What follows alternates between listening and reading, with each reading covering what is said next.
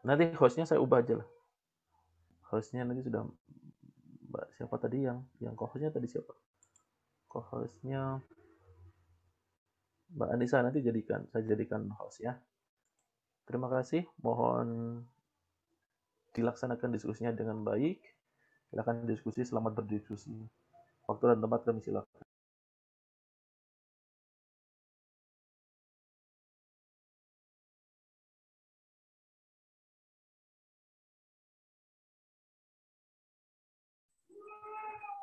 Baik, teman-teman, kita langsung mulai aja ya. Bismillahirrahmanirrahim. Assalamualaikum warahmatullahi wabarakatuh.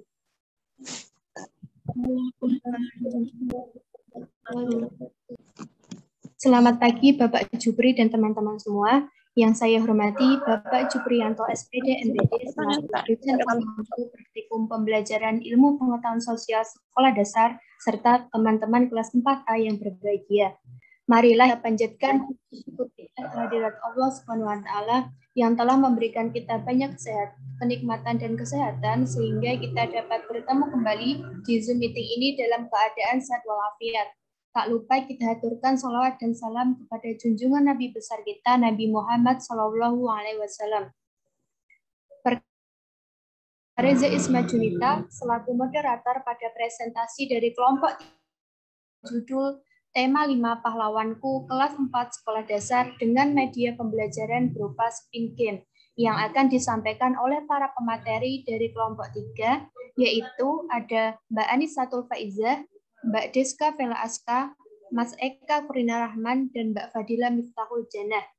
Adapun susunan acara pada presentasi kali ini, yang pertama adalah pembukaan, yang kedua penyampaian serta penyajian materi dan spin game, dan yang ketiga adalah penutup. Sesi yang pertama adalah pembukaan. Marilah presentasi pada pagi hari ini kita buka dengan mengucap basmalah bersama-sama. Bismillahirrahmanirrahim. Sesi yang selanjutnya adalah penyampaian serta penyajian materi dan spin game. Kepada para pemateri, waktu dan layar saya persilahkan.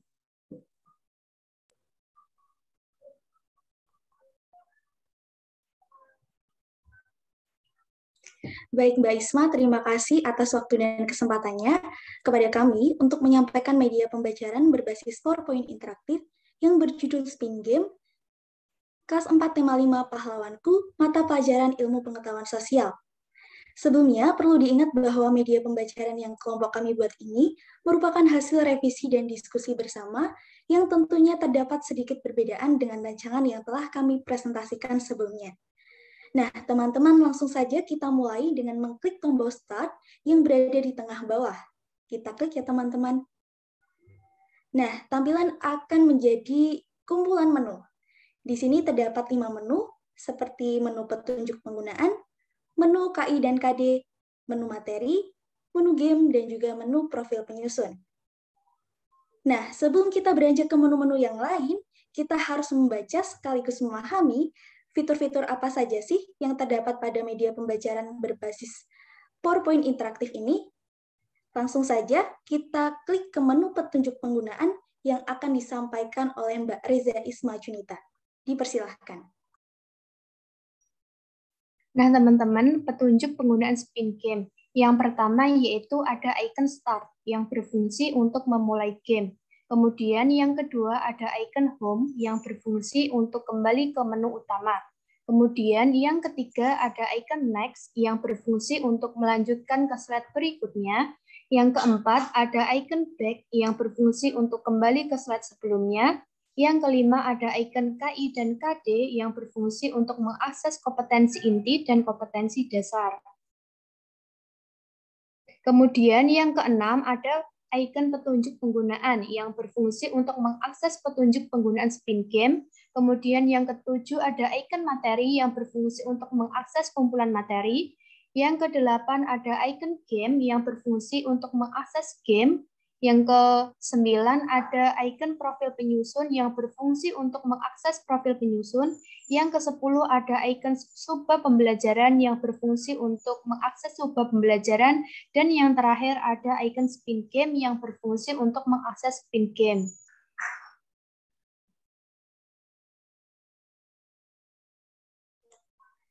Selanjutnya, kita beralih ke menu yang kedua nih teman-teman, yakni menu kompetensi inti dan kompetensi dasar yang akan dibacakan oleh Mbak Reza Isma. Kita klik untuk menu KI dan KD. Nah, teman-teman, terdapat kompetensi inti dan kompetensi dasar pada kelas 4 sekolah dasar tema 5 pahlawanku. Kompetensi inti. 3. Memahami pengetahuan faktual dengan cara mengamati, mendengar, melihat, membaca, dan menanya berdasarkan rasa ingin tahu tentang dirinya, makhluk ciptaan Tuhan dan kegiatannya, dan benda-benda yang dijumpainya di rumah, sekolah, dan tempat bermain. 4. Menyajikan pengetahuan faktual dalam bahasa yang jelas, sistematis, dan logis dalam karya yang estetis, dalam gerakan yang mencerminkan anak sehat, dan dalam tindakan yang mencerminkan perilaku anak beriman dan berakhlak mulia. Kemudian kompetensi dasar 3.4 mengidentifikasi kerajaan Hindu dan atau Buddha dan atau Islam di lingkungan daerah setempat, serta pengaruhnya pada kehidupan masyarakat masa kini. 4.4 menyajikan hasil identifikasi kerajaan Hindu dan atau Buddha dan atau Islam di lingkungan daerah setempat, serta pengaruhnya pada kehidupan masyarakat masa kini. Kita beralih ke menu materi yang identik dengan icon buku. Kita klik ya teman-teman. Nah, tampilan akan bergulir menjadi kumpulan subbab pembelajaran. Langsung saja kita ke materi yang pertama, yakni tokoh kerajaan pada masa kerajaan Hindu, Buddha, dan Islam yang akan disampaikan oleh Mbak Fadila Miftahudana dan Mas Eka Kurnia Rahman. Dipersilahkan. Oke teman-teman, kita masuk ke materi tokoh kerajaan pada masa kerajaan Hindu, Buddha, dan Islam. 1. Sultan Iskandar Muda. Sultan Iskandar Muda adalah sultan yang memimpin Kesultanan Aceh. Beliau berani melawan penjajah yang ingin menguasai perdagangan di Nusantara. Sultan Iskandar Muda membangun militer yang kuat sehingga wilayah kekuasaan makin luas. Sultan Iskandar Muda juga mengabdikan seluruh hidupnya bagi negara dan kebesaran bangsa. Beliau sangat peduli terhadap kesejahteraan rakyat Aceh. Perjuangan Sultan Iskandar Muda. 1. Memperluas wilayah Aceh sampai ke semenanjung Malaysia. 2. Aceh mengalami kejayaan karena menjadi pusat perdagangan dan pengembangan ajaran Islam. Yang ketiga, memperkuat armada dan armada perang. Yang kedua ada Sultan Hasanuddin. Sultan Hasanuddin ialah raja dari kerajaan Islam Goa Talo di Makassar, Sulawesi Selatan. Oleh Belanda, ia dijuluki ayam jantan dari timur karena kegigihan dan keberaniannya melawan Belanda. Ia membela kepentingan kerajaannya dan kepentingan rakyatnya dengan gigih. Ia berusaha menegakkan kedaulatan dan memperluas wilayah kerajaan. Ia berhadapan dengan Arupalaka, Raja Bone, yang dibantu oleh Belanda. Sultan Hasanuddin dikenal arif dan bijaksana. Beliau merasa sedih karena bertempur melawan keluarga sendiri. Arung Palaka, Latenri, Tata Toerung sudah seperti saudara kandung sendiri. Sultan Hasanuddin mempertimbangkan bahwa pertumpahan darah di kalangan orang Masakar dan Bugis harus segera dihentikan. Sultan Hasanuddin berusaha menggabungkan kekuatan kerajaan-kerajaan kecil di sekitar kerajaannya untuk melawan Belanda.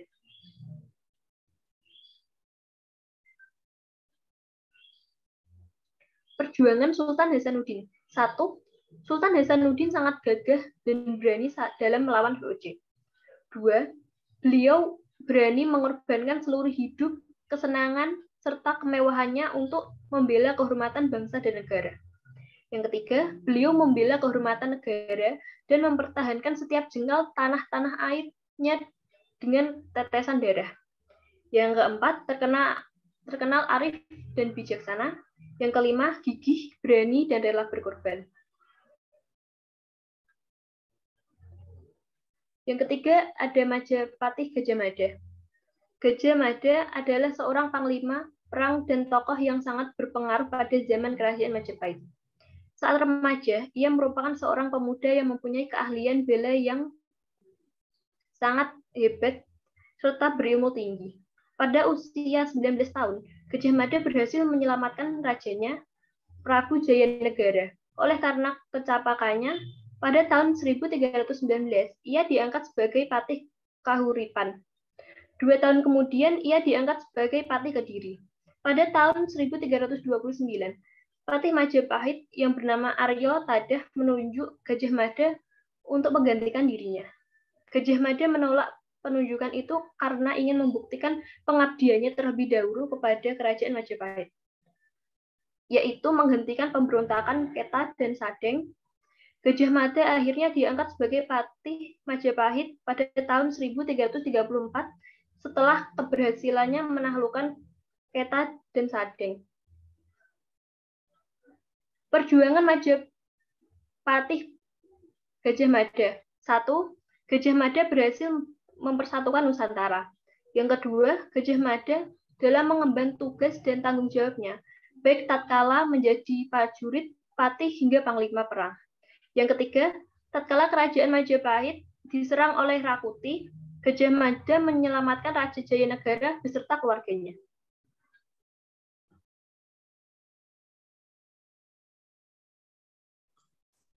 Raja Balaputradewa. Balaputradewa menjadi raja kerajaan Sriwijaya sekitar tahun 850 Masehi. Pada saat pemerintahan Raja Balaputradewa, kerajaan Sriwijaya mencapai puncak kejayaannya dalam bidang ekonomi, pendidikan, dan kebudayaan. Balaputradewa berjuang membangun armada laut yang kuat. Tindakan itu bertujuan supaya jalur pelayaran di wilayah Sriwijaya menjadi aman. Banyak pedagang merasa aman ketika singgah. Peningkatan ekonomi diperoleh dari pembayaran upeti, pajak, maupun keuntungan dari hasil perdagangan. Dengan demikian, Sriwijaya berkembang menjadi kerajaan yang besar dan makmur. Perjuangan Raja Balaputradewa, yaitu yang pertama, membangun armada laut yang kuat, yang kedua, masa pemerintahan Raja Balaputradewa, Sriwijaya mengalami masa kejayaannya. Yang ketiga, perkembangan pelayaran dan perdagangan di Selat Malaka semakin pesat. Sikap yang dimilikinya berani, tegas dalam memimpin.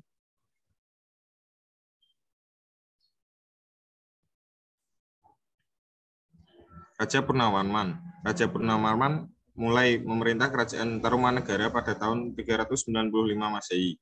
Pada masa pemerintahannya, ia selalu berjuang untuk rakyatnya. Ia membangun saluran air dan memberantas perampok.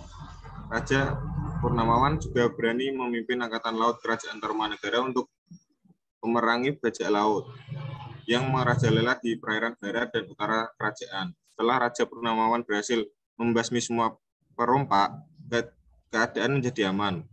Rakyat yang di kerajaan Tarumanegara kemudian hidup aman sejahtera. Sebagai wujud kecintaan rakyat kerajaan Tarumanegara kepada Raja Purnawarman, telapak kakinya diabadikan dalam bentuk prasasti yang dikenal sebagai Prasasti Ciaruteung.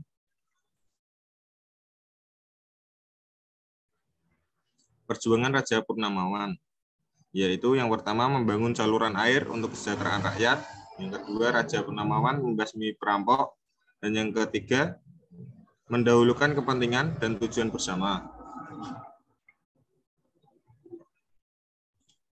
Nah, untuk materi yang kedua, yaitu peninggalan kerajaan pada masa Buddha, akan disampaikan oleh Mas Eka Kurnia Rahman. Peninggalan kerajaan pada masa Buddha, Candi Muara Takus. Candi Muara Takus terletak di Desa Muara Takus, Kecamatan 13 Kuto Kampar, Kabupaten Kampar, Provinsi Riau. Jaraknya dari Pekanbaru, ibu kota Provinsi Riau, sekitar 128 km. Untuk mencapai Desa Muara Takus hanya dapat melalui jalan darat. Kompleks Candi Muara Takus merupakan satu-satunya peninggalan sejarah yang berbentuk Candi Riau. Candi Muara Takus memiliki bukti bahwa agama Buddha pernah berkembang di kawasan ini. Candi Muara Takus merupakan candi Buddha, terlihat dari adanya stupa yang merupakan lambang Buddha Gautama. Materi yang ketiga yakni peninggalan kerajaan pada masa Hindu. Kita klik ya teman-teman. Salah satu contohnya adalah Candi Penataran. Kemegahan dan kebesaran kompleks Candi Penataran membuktikan perjuangan dan peranan tokoh pada masa Kerajaan Majapahit. Candi Penataran dibangun pada masa Kerajaan Kediri dan dipergunakan pada masa Kerajaan Majapahit. Di dalam kompleks candi terdapat arca bangunan yang disebut Balai Agung. prasasti atau batu tulis, dan beberapa candi. Candi-candi itu diantaranya Candi Naga yang berukuran lebar 4,83 meter, panjang 6,57 meter, dan tinggi 4,70 meter. Selain itu, terdapat candi yang dianggap paling suci, yaitu Candi Induk. Candi Induk terdiri atas 3 teras bersusun dengan tinggi seluruhnya 7,19 meter. Selanjutnya, materi yang keempat adalah peninggalan kerajaan pada masa Islam. Kita klik. Salah satu contohnya yang pertama adalah Masjid Menara Kudus. Masjid Menara Kudus dibangun oleh Ja'far Shadiq atau yang lebih dikenal dengan nama Sunan Kudus. Usia masjid ini disinyalir sudah hampir 500 tahun. Prasasti yang ada di atas mihrab masjid ini sendiri berangka tahun 956 Hijriah atau 1549 Masehi. Nama asli masjid ini adalah Masjid Al-Quds. Kata ini merujuk kota suci di Palestina yang bernama Al-Quds atau juga dikenal Yerusalem. Nama Al-Quds yang kemudian diucapkan sebagai Kudus ini dipilih Sunan Kudus untuk mengobati kerinduannya terhadap tanah kelahirannya tersebut. Pasalnya, Sunan Kudus atau Ja'far Shadiq dilahirkan di Al-Quds, Palestina sekitar tahun 1500-an. Yang kedua adalah Masjid Agung Demak. Masjid Agung Demak merupakan masjid kuno yang dibangun oleh Raden Patah dari Kerajaan Demak, dibantu oleh para wali Songo pada abad ke-15 Masehi. Masjid ini termasuk dalam salah satu jajaran masjid tertua di Indonesia. Lokasi Masjid Agung Demak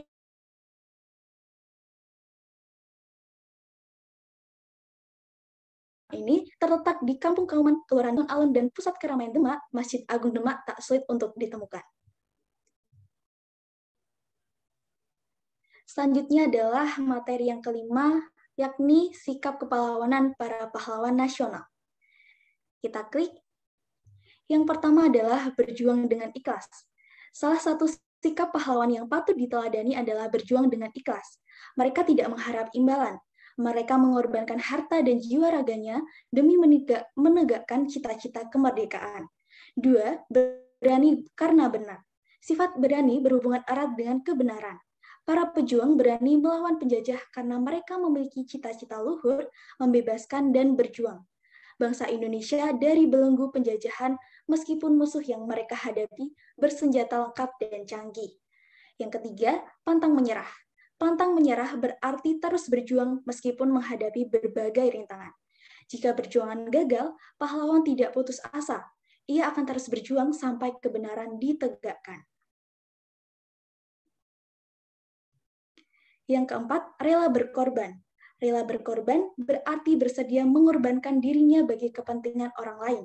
Seorang pahlawan mengorbankan kepentingan, pikiran, tenaga, harta, bahkan hidupnya sendiri. Yang kelima, menegakkan keadilan dan kebenaran. Pahlawan adalah orang yang rela menegakkan keadilan dan kebenaran. Pada masa penjajahan, rakyat Indonesia diperlakukan tidak adil oleh penjajah. Niat untuk membebaskan rakyat dari penindasan dan menegakkan keadilan tersebut mendorong para pahlawan melawan penjajah.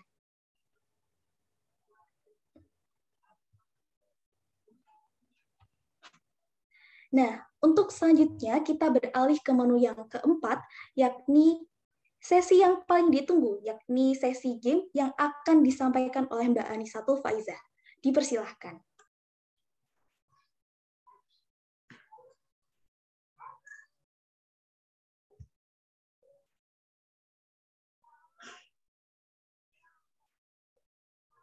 Oke teman-teman, kita masuk ke sesi game ya. Pada sesi game ini, kita akan ditemani musik. Tujuannya agar kita atau saat penerapan di kelas, siswa-siswi merasa senang atau tidak mudah bosan. Di sini ada 10 nomor yang kita taruh secara acak ya. Nah, tiap nomornya nanti akan ada 4 pilihan. Jadi, jumlah soal secara keseluruhan ada 40 soal. Sebelum saya memandu game ini, saya akan menjelaskan peraturannya ya. Nantinya saya akan memanggil secara acak, kemudian saat spin game ini diputarkan, saya klik start. Nanti orang yang saya panggil itu bilang pause atau stop ya. Nah, nanti jarum ini menunjukkan ke angka berapa, nah itulah nomor yang diklik. Oke? Kita mulai ya teman-teman. Untuk yang pertama kepada Mbak Yuni Sulistiawati. Ada Mbak Yuni? Halo Mbak Yuni. Oh, Halo Mbak. siap ya? Kita klik tombol start. Stop. Oke, menunjukkan ke daerah angka 1. Kita klik angka 1. Nah, di sini ada 4 pilihan. Mbak Yuni pilih yang apa? Saya pilih yang nomor 1C, Mbak. Oke, kita klik ya. Nah, pertanyaannya, raja di kerajaan Sriwijaya adalah, kira-kira jawabannya apa Mbak Yuni? Raja Balaputra Dewa. Oke, Raja Balaputra Dewa. Kita cek ya, kita koreksi bareng-bareng. Kita klik icon jawab. Oke, jawaban Mbak Yuni benar. Kita kembali ke spin. Untuk soal yang kedua, saya panggil Mas Heru Bahtiar. Ada? Hadir, Bu. Oke, siap-siap ya, Mas. Kita mulai ya. Ya, mulai. Stop. Oke, menunjukkan ke daerah angka nomor 9. Kita klik.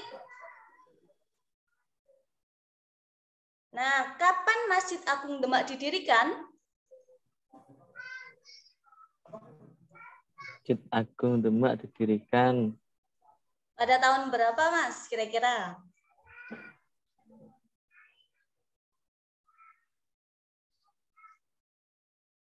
Lima, 4, 3, 2. 395 Masehi. Oke, kita cek ya. Jawabannya kurang tepat ya. Kembali ke soal berikutnya. Kepada Mbak Ayudiah Chandra Kirani, ada? Mbak Ayudiah? Ada. Ada. Oke, siap-siap ya, Mbak? Ya. Stop. Nah, menunjukkan ke angka 3, kita klik. Nah, kira-kira Mbak Ayudiah pilih yang mana? Yang A. Yang A. Oke, kita klik. Oh, sudah tadi ya, Mas Heru. Kita kembali lagi ya. Kita ulangi sekali lagi ya. Karena tadi sudah dijawab Mas Heru. Kita ganti soal. Nanti bilang stop lagi ya, Mbak. Stop. Oke, menunjukkan ke daerah angka 4. Pilih yang mana, Mbak Ayudiah? Yang 4A, Mbak. 4A, oke. Nah, pertanyaannya, Gajah Mada diangkat menjadi Patih Majapahit pada tahun berapa, Mbak Ayudiah? 1334. Oke, kita tamu jawabannya, kita koreksi bareng-bareng. Oke, jawaban Anda benar. Kita kembali ke spin. Selanjutnya ada Mbak Alfiah Nurrosita, ada? Ada, Bu. Oke, siap-siap ya Mbak. Kita klik tombol start. Stop. Oke, menunjukkan ke angka 10, kita klik. Nah, kira-kira Mbak Alfiah pilih yang mana? Yang 10C. 10C, oke. Pertanyaannya, saat dipimpin oleh siapakah kerajaan Sriwijaya mengalami masa kejayaan? Raja Balaputra Dewa. Oke, kita cek ya. Oke, jawaban Mbak Alfiah benar sekali. Kita lanjutkan ke selanjutnya. Mbak Intan Anissa ada? Halo Mbak Intan. Ada, Bu. Oke, siap-siap ya. Stop. Menunjukkan ke angka 1. Nah, pilih yang mana Mbak Intan? Yang 1B. 1B. Patih Kerajaan Majapahit yang terkenal dengan Sumpah Palapa adalah Apa Mbak Intan? Gajah Mada, Bu. Oke, kita koreksi. Jawaban Mbak Intan benar sekali. Kita kembali ke spin. Selanjutnya Mbak Devi Anggraini ada? Halo Mbak Devi. Ya, Bu. Oke, kita mulai ya. Stop. Menunjukkan ke angka nomor 6. Nah, kira-kira pilih yang mana, Mbak? A. Yang A. Kita klik. Nah, nama asli Masjid Menara Kudus adalah mudah sekali. Kira-kira apa, Mbak Devi? Al-Quds. Al-Quds. Oke. Jawaban Mbak Devi benar sekali. Kembali ke spin. Selanjutnya Mas Nur Rahman Setiadi ada? Halo Mas Nur Rahman. Ada, Bu. Oke, siap-siap ya.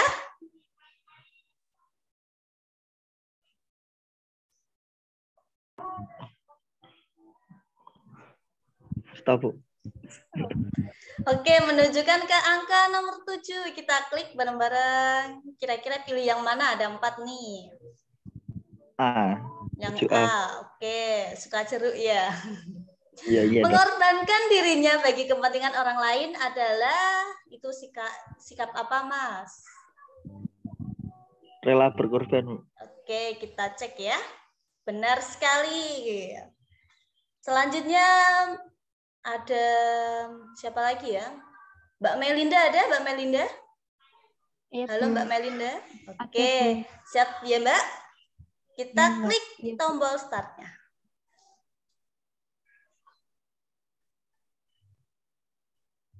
Stop. Oke, menunjukkan ke angka nomor 9. Kita klik. Oh, karena sudah dijawab, kita ulangi sekali lagi, oke? Iya, Bu. Stop, Bu. Oke, angka 8. Nah, ada 4 nih. Pilih yang mana, Mbak Melinda? Yang D, Bu. Yang D, mangga ya. Ya. Apakah kerajaan Islam pertama di Indonesia? Wah, mudah sekali nih. Samudra Apa? Pasai, Bu. Oke, kita cek. Benar sekali. Kembali ke spin. Selanjutnya ada Mbak Reni Dian Safitri ada? Halo Mbak Reni. Ada. Oke, Ya, Bu. kita mulai ya. Iya.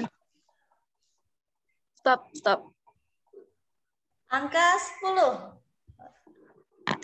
Pilih yang mana Mbak Reni? D.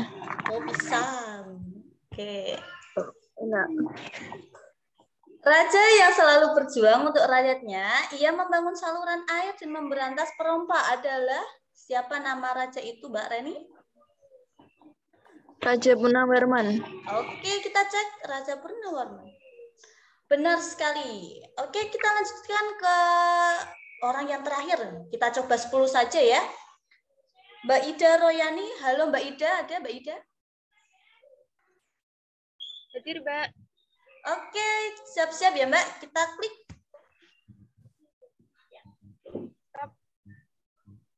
Angka 9.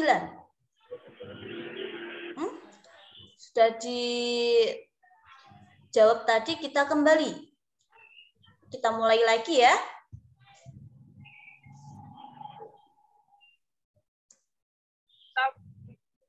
Angka 2. Oke. Ada 4 nih. Pilih yang mana? Lebah. Yang B, Mbak. Oke, yang B. Menara pada gambar di atas merupakan peninggalan kebudayaan agama. Mudah sekali. Apa kira-kira? Islam, Mbak. Islam. Oke. Jawaban Mbak Ida benar sekali.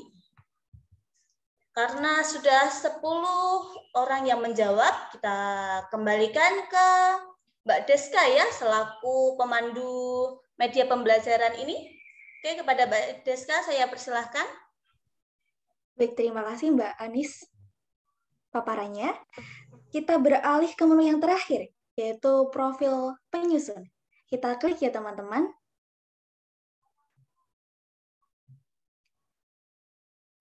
Nah, tampilan akan bergulir ke tampilan kumpulan penyusun dari media pembelajaran Spin Game ini. Dilengkapi dengan gambar, ini ada Mbak Anis, Mas Eka, Mbak Fadila, Mbak Isma, dan juga dilengkapi dengan NIM, Prodi, dan juga Universitas Islam Sultan Agung. Sesi penyampaian produk telah selesai. Untuk sesi selanjutnya, saya kembalikan kepada Mbak Moderator, Mbak Isma. Terima kasih. Baik, terima kasih kepada para pemateri yang sudah memaparkan serta menjelaskan materi dan media pembelajaran berupa Spin Game. Alhamdulillah, presentasi dari kelompok 3 sudah selesai. Sebelum masuk ke sesi penutup, bagi teman-teman ataupun Bapak Jupri yang ingin memberikan saran ataupun kritik, dipersilahkan.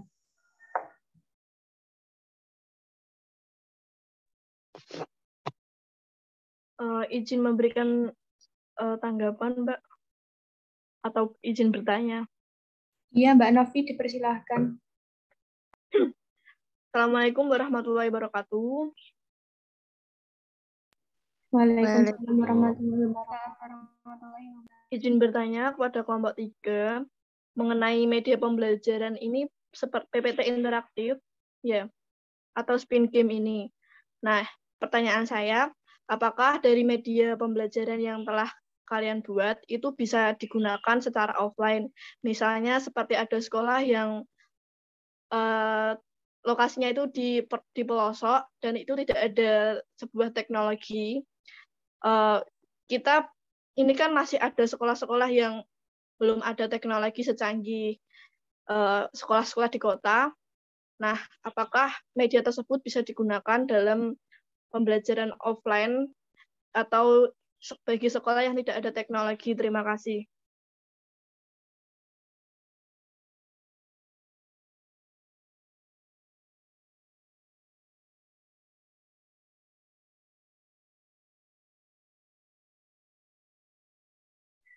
Baik, terima kasih Mbak Novi atas pertanyaannya. Pertanyaan kami tampung terlebih dahulu.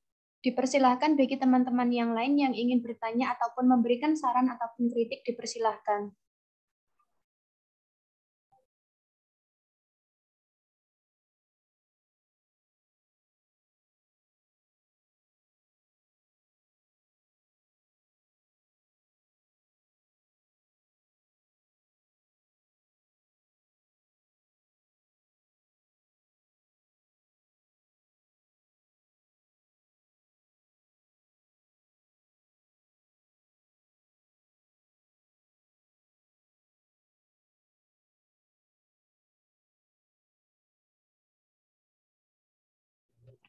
Sudah cukup, Mbak.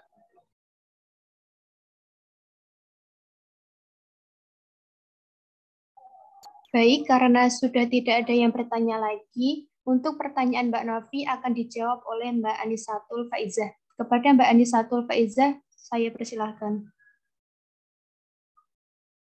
Oke, pertanyaan yang sangat bagus. Terima kasih Mbak Novi atas pertanyaannya.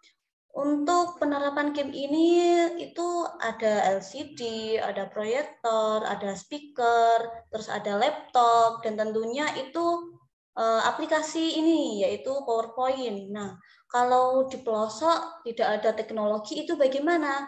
Oh, tentu saja media pembelajaran ini tidak dapat diterapkan. Jadi guru harus menggunakan media pembelajaran lain yang menyesuaikan keadaan sekolahnya. Jadi kalau sekolah itu tidak ada teknologi, berarti juga guru itu harus membuat media pembelajaran lain yang cocok diterapkan, yang ada alat-alatnya, mungkin alat bantunya, entah itu mungkin ada ular tangga mungkin, atau enggak lain, mungkin ada soal menjodohkan menggunakan papan kayu mungkin, atau yang lainnya. Untuk penerapan media ini tentunya harus membutuhkan tadi perangkat laptop, terus ada proyektor LCD dan lain. Kalau itu tidak ada. Oke, selanjutnya waktu dan ruang saya kembalikan ke moderator Mbak Isma. Baik, terima kasih Mbak Anisatul Faizah yang sudah menjawab pertanyaan dari Mbak Novi, dan alhamdulillah jawaban sudah bisa diterima oleh Mbak Novi. Untuk mempersingkat waktu, langsung saja sesi yang terakhir adalah penutup. Sekian presentasi dari kelompok 3. Apabila ada kekurangan dan kesalahan, kami mohon maaf. Wassalamualaikum warahmatullahi wabarakatuh. Waalaikumsalam warahmatullahi Assalamualaikum warahmatullahi wabarakatuh.